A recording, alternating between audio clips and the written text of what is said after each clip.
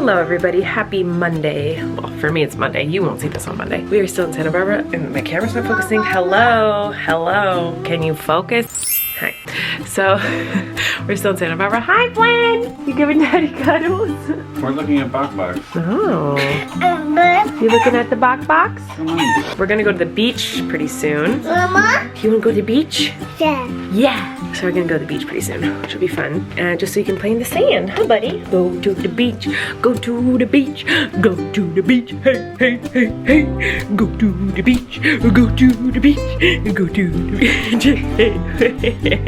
Okay. You wanna go outside? Yeah. Okay, say please. Bah. Good boy. Careful, careful, careful. My hand. Yeah. Down.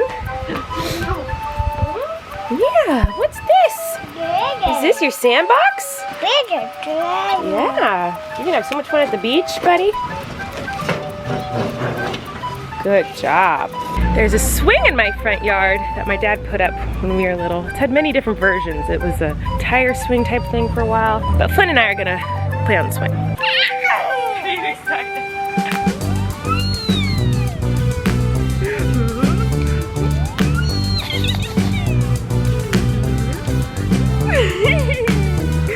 Is that fun?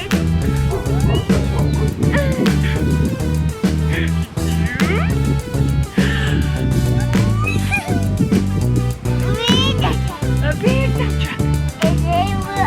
Yeah, there's a big dump truck. Daddy found a little tent. Go, go, go.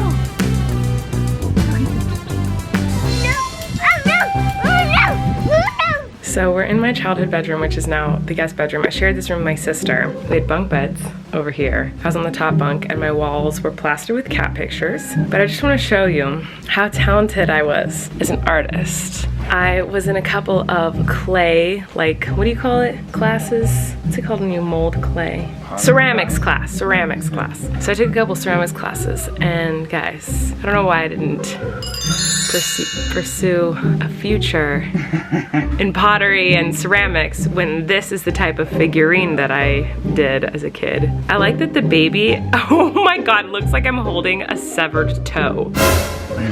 I love it. I like that the shirt goes up onto my face, like the paint from the shirt.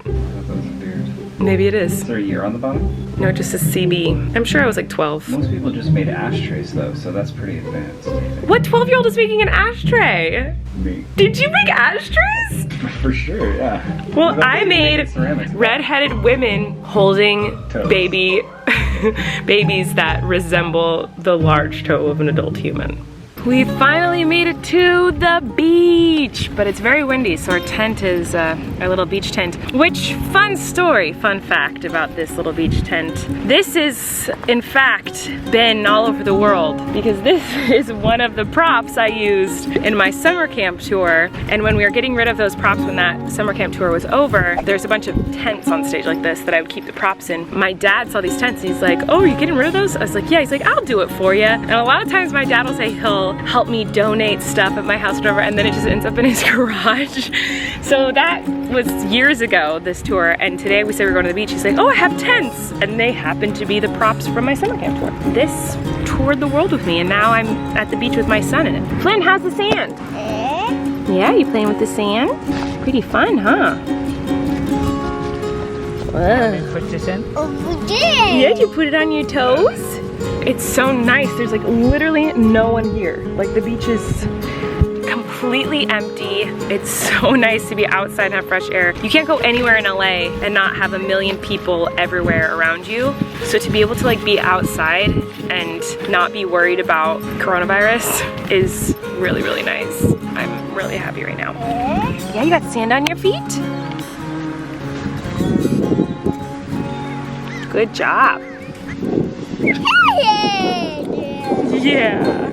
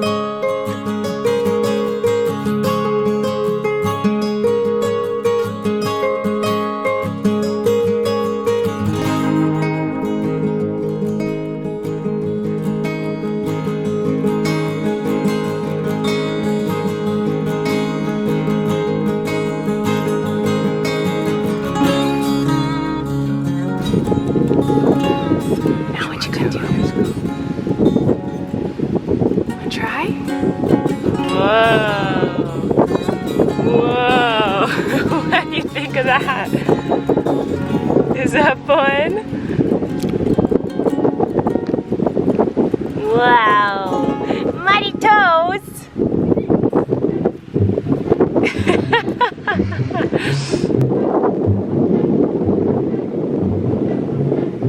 Yeah, it's dirty, huh? You got dirty on your, yeah, okay. I think he's trying to like get the sand off. He doesn't understand that it doesn't matter how many times he hits it away, it's still gonna be there. Oh no. Uh-oh. Oh, It's messy, huh? What's this sand unibrow? Look at Mama. Hi, baby. You see it? Just throwing sand in, the wind is going directly at me. I'm covered in sand now. Lynn, it doesn't matter how much you do that, it's not gonna go away. I think he's trying to get the sand away. Here it comes. A sea castle! Oh, fun. Whoa. That's fun, huh?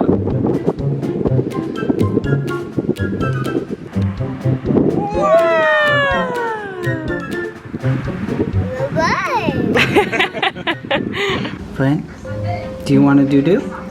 Yeah. Yeah? Okay. I did do-do. Oh, the do-do. Okay, here you go. Say please. Good job. Now this one, Flynn. I need you to go give this one to Mommy. Can you go give this to Mama? Go give it to Mama. Go give it to Mama. Go. Go give it to Mama. No, wait, so this is a bra. This is like an actual bra. Yeah. Can I have it? Can I have it? Flynn, you failed the test, buddy. I'm home. Come here, please, little Daisy. My little Daisy's right here, and she is very needy because I was gone for 2 whole days and 1 whole night. And she is my little muffin, and she's obsessed with me. She literally follows me around everywhere I go when I'm home, has to be on my lap, has to be near me at all times, in the same room as me, which is exactly what I wanted when I got cats as an adult. Like, that's my dream cat, so I love that she's like that. But now she's so sad if I ever am not with her 24/7, and it just makes her super needy. So anyway, we're just hanging out in my office. Come here. I'll pet you, come here. Flynn hears me do that, and I wiggle my fingers and she comes, as you can see. Oh, that's her anus. Whenever I wiggle my fingers like that and go, come on, Daisy, come on, she comes. So Flynn has learned from watching me, he goes, because he has a little lisp. So he says, dee dee dee dee. Daisy. And he goes like this with his fingers. He goes, dee dee dee dee dee. And it's so cute. I have to try to catch it on camera for you guys sometime because it's so cute. Because he learned from me going, come here, pee pee. Anyway, that's not interesting information, but I just told it to you. Santa Barbara was so glorious and wonderful and magical. I had such a good time. I didn't film too much today while I was there because I was just like enjoying my time with my family. Sorry, Daisy is just really wanting to rub herself on you guys. I hope you don't mind. Daisy, come here. So I'm really sad that I'm back here at my house, but I'm really happy and grateful for the time that I got to spend there. I turned around because I thought it was gonna be better lighting, and it's not better lighting, but whatever. So some of you guys have been asking me to give you an update on my OCD skin picking dermatillomania.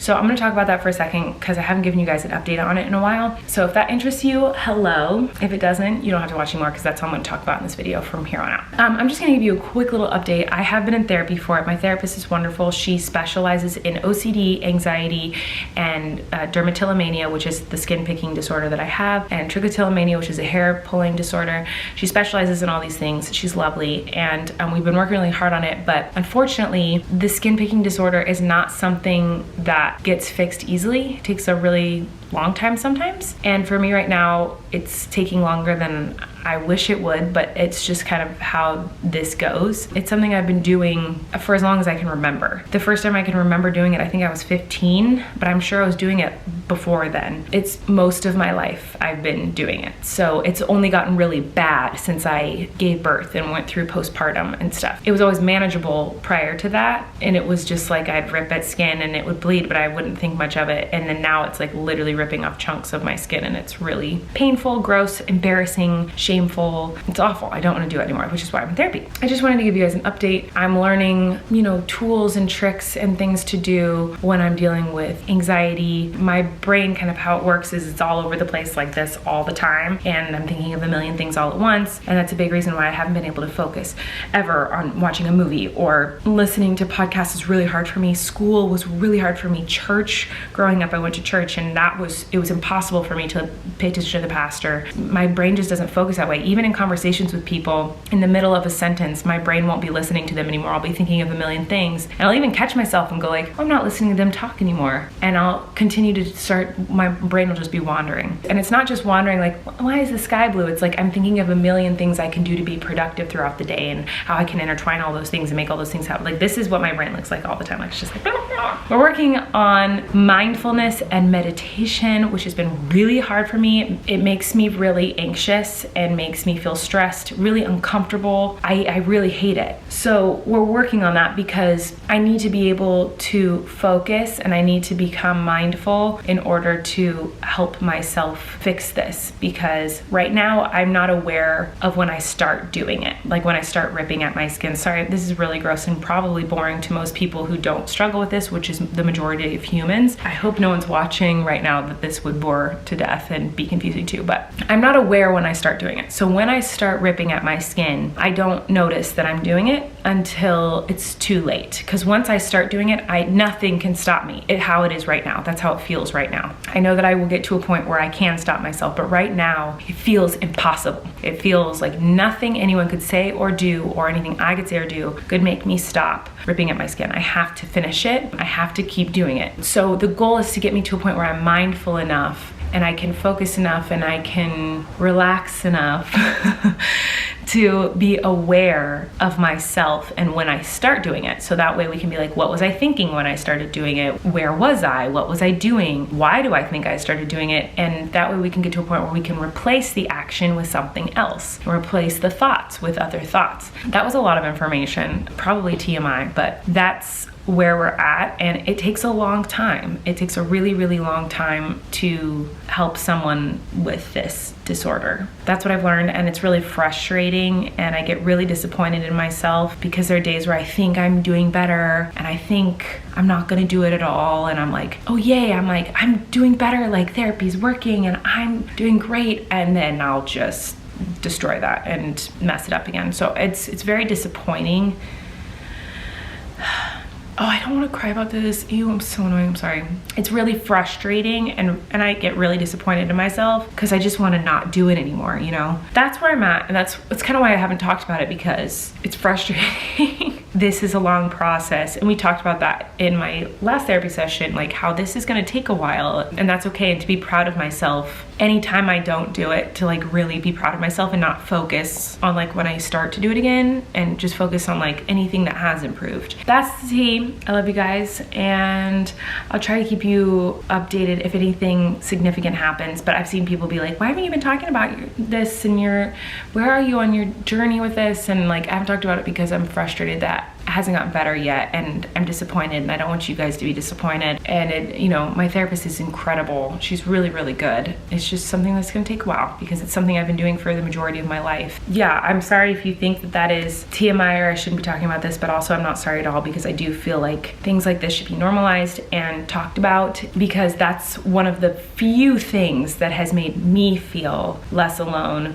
less weird, less stupid or whatever when I'm having a really bad OCD night, is knowing that other people are going through the same thing. That is the only thing that has helped me so far, is just knowing there's other people out there that are like me. So that's why I want to talk about it. And sorry if you think I shouldn't talk about it, or it's TMI or like whatever, like I don't care, because people need to be talking about all of it. That's how I feel. Boo. So I'm gonna cuddle my kitty and I'm gonna go to bed, but I love you guys, and I'll see you tomorrow. Go bye.